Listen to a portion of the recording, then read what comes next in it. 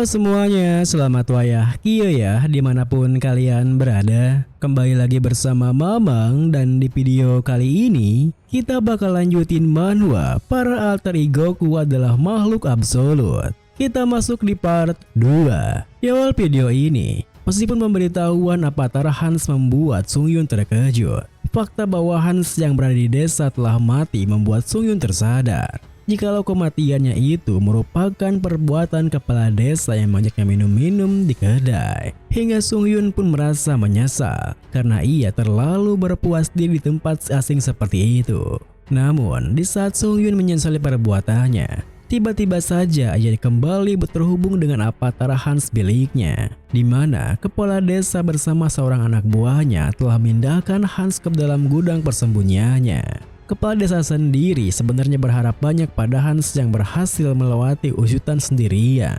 Akan tetapi, setelah menghabisi Hans dengan cerdik, kepala desa malah merasa kecewa karena mayat Hans hanya menjadi elit skeleton saja. Kemudian, setelah kepala desa meninggalkannya di gudang, Sungyun yang kembali terhubung dengan Apatara Hans pun dibuat kebingungan ketika melihat kondisi tubuhnya. Ditambah lagi, sistem Akasa memberitahunya jika ras Hans sekarang telah berubah, yang sebelumnya manusia kini menjadi seorang undead dan mendapatkan skill khusus bernama Decomposed Heart. Juga karena efek dari skill Mind Hub, pikirannya pun belum dirusak.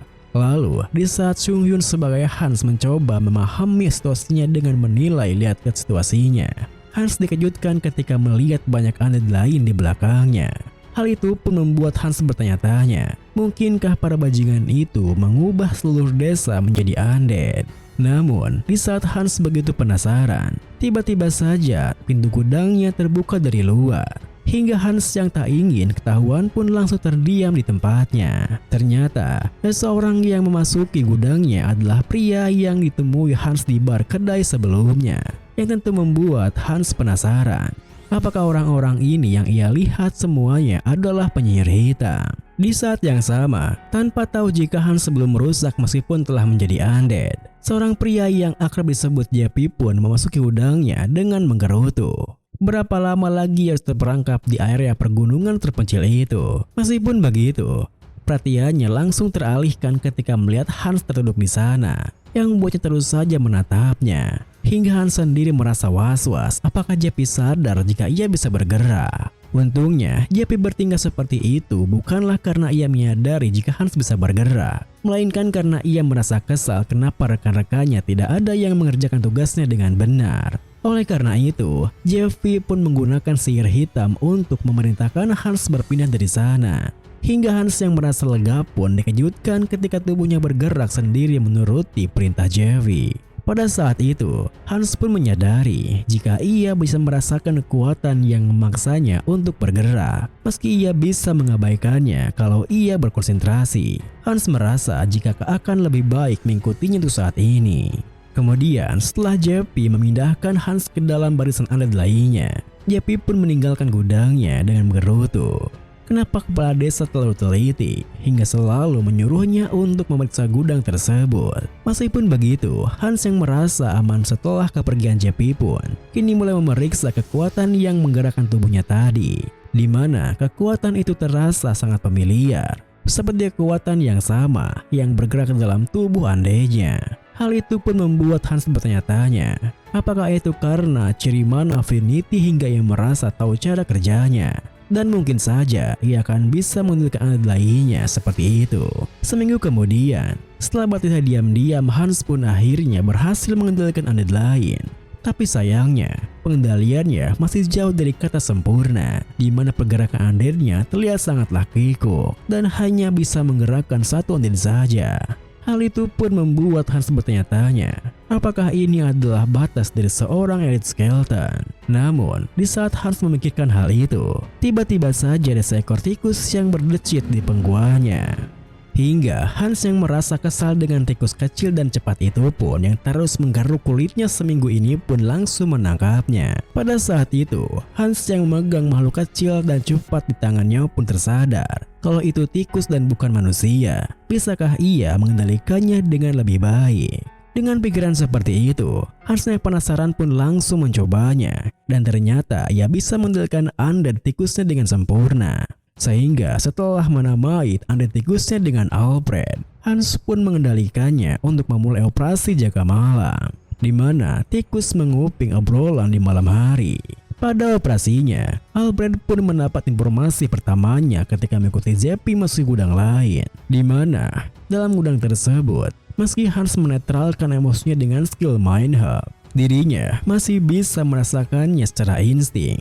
Sebuah tekanan yang berbahaya untuk didekati lebih jauh lagi. Untungnya, JP hanya sebentar di gudang tersebut, di mana ia segera keluar menemui rekannya untuk menanyakan kapankah proses pematangannya akan berakhir. Karena mau itu Fragment of the Immortal King atau apapun itu, JP rasa jangka hidupnya terasa terhisap setiap kali ia ke sana. Sayangnya, rekannya pun kurang tahu pasti akan hal itu. Karena master mereka, sang kepala desa selalu ada di sana setiap hari. Hal itu pun membuat JP merasa lucu. Karena bukan hanya desa, mereka berdua juga harus memasang jebakan di setiap bangunan di situasi yang sangat aman begitu. Tentu saja, percakapan mereka berdua merupakan informasi yang bagus bagi Hans, di mana Hans bisa mengetahui jika sesuatu yang ia lihat di gudang bersama JP tadi adalah Fragment of the Immortal King. Namun, di saat Hans berniat untuk mengontrol Alfred untuk pergi mencari informasi lainnya, tiba-tiba saja ada sesuatu yang menusuk perut Alfred bersamaan dengan sang kepala desa yang muncul di mendekatinya. Ternyata, sesuatu yang menusuk perut Alfred itu adalah sihir hitam milik sang kepala desa, di mana sang kepala desa merasa khawatir ketika merasakan sesuatu yang berkeliaran di sekitar gudangnya. Tentu saja, kemunculan sang kepala desa di sana membuat Hans terkejut. Ditambah lagi, di saat Hans merasa was-was apakah ia ketahuan, sang kepala desa juga menyadari jika tikus yang ditangkapnya itu adalah undead. Karena meski ia tak merasakan energi sihir hitamnya, tapi anehnya tubuhnya berisikan mana hitam. Untungnya, sang kepala desa hanya menyimpulkan jika tikus tersebut secara natural berubah karena mana hitam di sekitarnya, dan karena hanya ada tempat yang penuh dengan mana hitam di sana. Sang kepala desa pun segera menghampiri JP yang sedang mengobrol dengan rekannya, di mana ia bertanya pada mereka, apakah JP yang bertugas di gudang hari ini. Pagi harinya, JP yang kesal karena dimarahi sang kepala desa pun hanya karena seekor tikus melampiaskannya pada para undead di gudang pertama, yang dimulai dengan menghajar seorang undead penduduk desa yang dulu pernah melawannya karena menyentuh keluarganya. Namun, di saat JP beranjak pergi untuk mengusik sang istri undead tersebut, tiba-tiba saja undead sebelumnya menggigitnya dari belakang. Tentu saja, hal itu membuat JP terkejut bukan main, bahkan berteriak kesakitan. Ditambah lagi, meski JP telah menggunakan sihir hitam untuk membuatnya berhenti, undead tersebut sama sekali tak mendengarkan perintahnya. Hingga JP yang panik pun terpaksa menggunakan magic serangannya. Sayangnya, belum sempat JP bisa melepaskan magic serangannya, ia dibackup oleh sang istri dari belakang, lalu diterjang oleh undead lainnya sampai JP kehilangan nyawanya. Tentu saja, para undead tersebut tak bergerak sendiri, di mana Hans mengontrol mereka semua karena ia telah memulai awal dari pembalasan dendam para korban. Malam harinya, di pintu masuk desa, terlihat Hans yang tengah bersitegang dengan para penjaga di sana yang tidak mengizinkannya untuk masuk. Untungnya, bak pojok dicinta ulang pun tiba. Sang kepala desa yang mendengar keributannya muncul mendatangi mereka. Hingga Hans yang telah menunggunya pun segera menghampirinya dengan mengatakan jika saudara kembarnya itu berada di desa tersebut. Tentu saja, penampilan Hans yang teplak-ketiplak dengan harus membuat sang kepala desa terkejut. Meskipun begitu, keberadaan sang kepala desa di sana membuat Hans bisa bergerak leluasa dalam markasnya, di mana berkat Hans yang menangani sang kepala desa, Hans bisa masuk dengan mudah ke dalam gudang lainnya tempat Fragment of the Immortal King berada. Pada saat itu, Hans sendiri bisa merasakan kekuatan besar dari fragmennya. Meski fragmennya terlihat seperti menyerap energi hitam dari undead lainnya, Hans segera tersadar jika itu lebih terasa seperti beresonansi untuk mengisi kekosongan daripada menyerapnya. Selain itu, Hans juga menyadari jika semua undead di sana terlihat benar-benar berbeda, yang mana berarti tempat di mana Hans berada sebelumnya adalah gudang untuk undeadnya gagal. Tentu saja hal itu membuat Hans merasa kesal. hingga langsung mencoba menyerap fragmen of the Immortal King di depannya. Di saat yang sama, pengalihan Hans yang mengobrol dengan sang kepala desa pun menemui akhirnya, di mana sang kepala desa langsung menyadari jika ada yang tak beres dengan fragmennya, hingga langsung pergi dari sana menggunakan sihir hitamnya sembari memerintahkan untuk menghabisi Hans di sana. Hans yang melihatnya pun tentu tak tinggal diam, di mana ia juga menghilang dari sana, yang membuat kedua penjaga di sana kebingungan karena Hans tak ada di sana hanya dalam sekejap mata. Sementara itu, Hans yang menyerap fragmen of the Immortal King kini dihantam emosi negatif yang masuk ke dalam pikirannya. Bahkan, meski emosi negatif tersebut telah disaring oleh skill Mind Hub, tekanannya masihlah begitu kuat, hingga Hans yang hampir tak bisa menahannya pun bertanya-tanya, apa ada orang yang bisa menahan ini dengan menjaga kewarasannya. Untungnya, penyadapan tersebut tak berlangsung lama, di mana setelah sebuah ledakan singkat dari energi hitam, Hans pun memenuhi syarat untuk berevolusi menjadi Immortal Magdemilith, di mana peringkatnya pun telah naik dikarenakan kekuatan dari 1/3 pecahan fragmen of the Immortal King. Hal itu pun membuat sihir hitam bawaan dalam fragmen menyatu dengan Hans yang berinya skill spesial Epic Wisdom, di mana Hans mendapatkan pemahaman mutlak dan bakat dalam sihir hitam. Sementara itu, di luar pintu masuk gudangnya, terlihat seorang pria yang tengah mengombati Zeppy karena ia kebagian getahnya akibat Zeppy yang tak bisa mengatasi satu ekor sticker zombie. Meskipun begitu, tiba-tiba saja ia dikejutkan ketika mendapat telepon dari sang kepala desa yang memintanya untuk segera mengecek fragmennya dan menghubungi Zeppy. Seketika itu juga, pria itu pun memanggil Zeppy dari luar untuk memeriksa fragmennya. Akan tetapi, alih-alih mendapatkan sebuah jawaban dari dalam gudangnya, pria itu malah dikejutkan ketika sekelompok undead mencoba menyerangnya dari dalam pintu, bersamaan dengan seorang undead yang muncul berbicara padanya.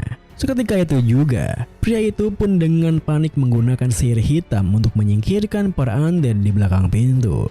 Akan tetapi, hal itu tak cukup untuk menghentikan para undeadnya, di mana mereka dengan mudah menobrak pintunya hingga puing tersebut langsung menimpanya. Lalu, tanpa memedulikan pria tersebut, Hans dengan santainya melangkah keluar melewatinya. Ia sendiri tertuju pada sihir hitam miliknya, karena entah itu berkat skill Apple Wisdom atau bukan, tapi hanya dengan melihat ke sihir hitam, Hans bisa langsung tahu cara menggunakannya.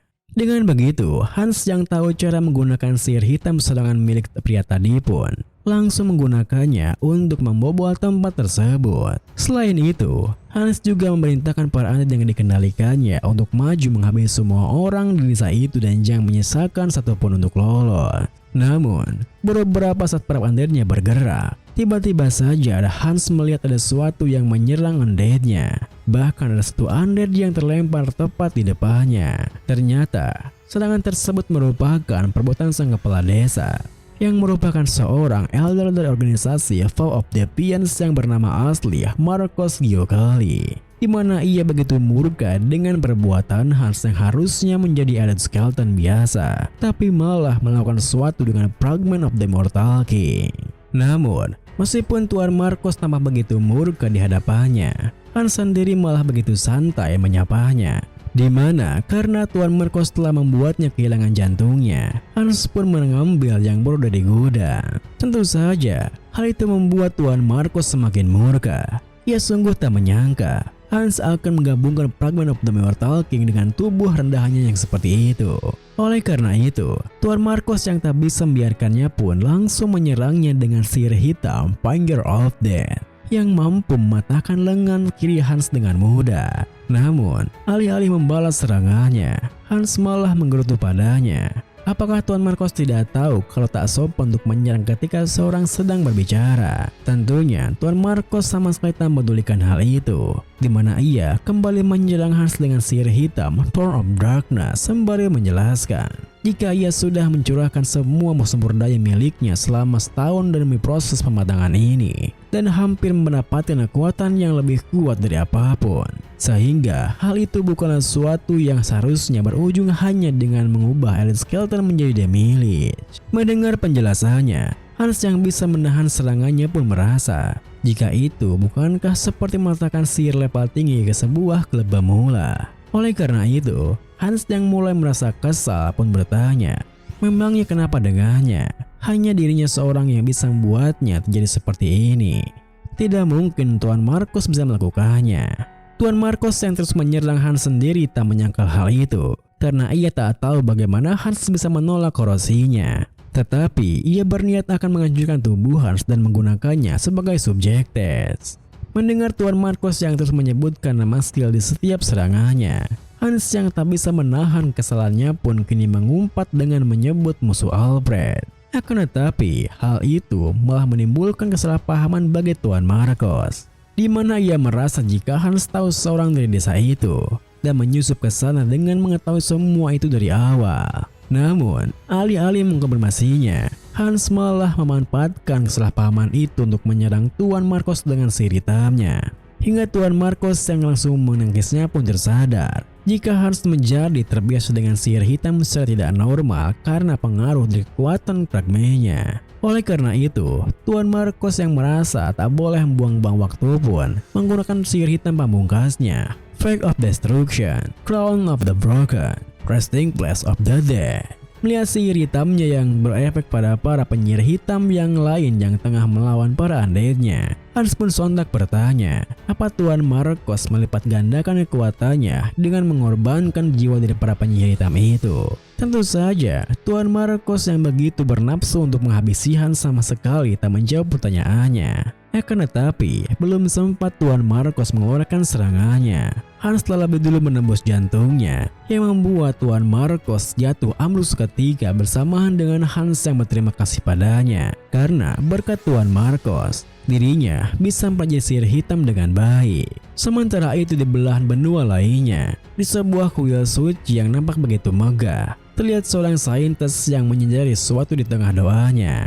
Seketika itu juga, saintis yang akrab dipanggil saintis Triestar pun menghentikan doanya dan bergegas menuju menemui seseorang yang dipanggil Bishop Martin untuk memberitahunya jika tanda kebangkitan sang Immortal King telah dideteksi dari arah barat. Tentu saja, apa yang dikatakan saintis Triestar membuat Bishop Martin terkejut hingga langsung bergegas mengadakan pertemuan dengan yang lainnya. Video ini pun diakhiri dengan, tentu saja, saintis Triestar bertanya seperti itu bukan tanpa alasan. Karena sang Immortal King adalah dalang yang membuat benua jatuh dalam ketakutan ribuan tahun yang lalu. Oleh karena itu, saintis Triestar pun berniat untuk tidak membiarkan hal seperti terjadi lagi.